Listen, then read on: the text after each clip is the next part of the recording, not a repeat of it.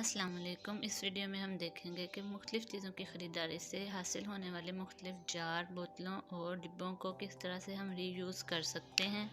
मुख्तलिफ़ किस्म के जार, बोतलें और डिब्बे जिन पर इनकी कंपनी के स्टिकर लगे होते हैं, इनको पानी में कुछ घंटों के लिए अगर डिप कर दिया जाए तो इनके ऊपर लगे हुए कागज़ के स्टिकर उतर जाते हैं और ये साफ़ सुथरी हो जाती हैं।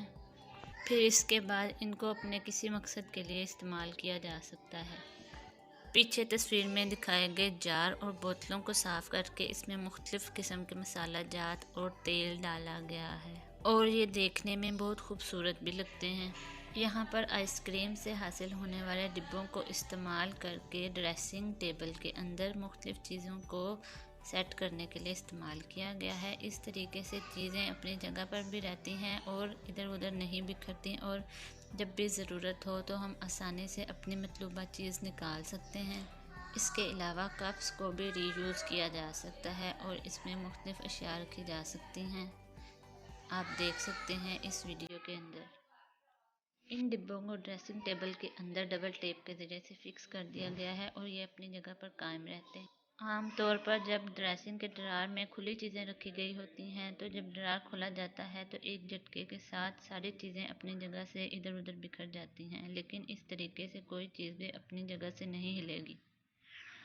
आपके सुगड़ापे और डिसिप्लिन्ड होने का पता चलेगा। लोग आपकी तारीफ़ करेंगे।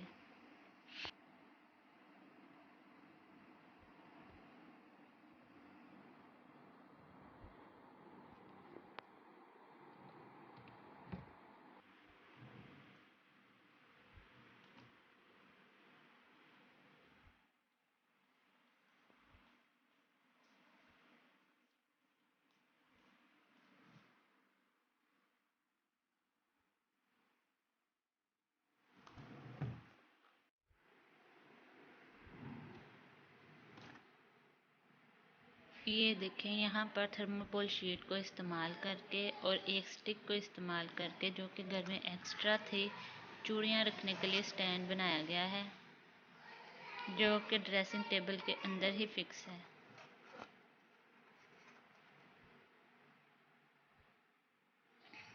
एक बॉक्स के अंदर यहाँ पर मुख्तलिफ़ किस्म की पोनियाँ, हेयर कैच वगैरह रखे गए हैं।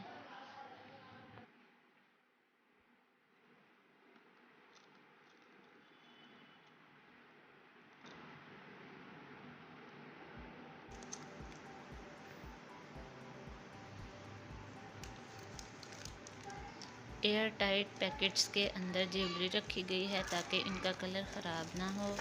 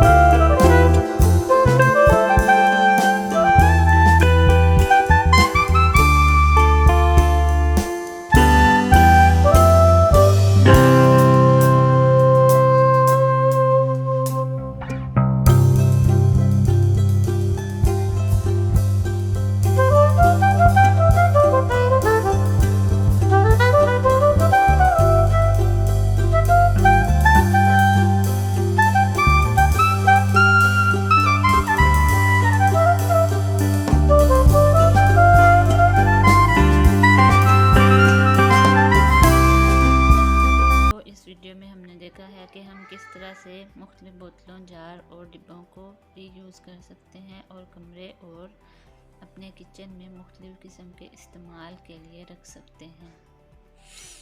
वीडियो पसंद आई हो तो लाइक ज़रूर कीजिएगा और चैनल को सब्सक्राइब करना ना भूलिएगा।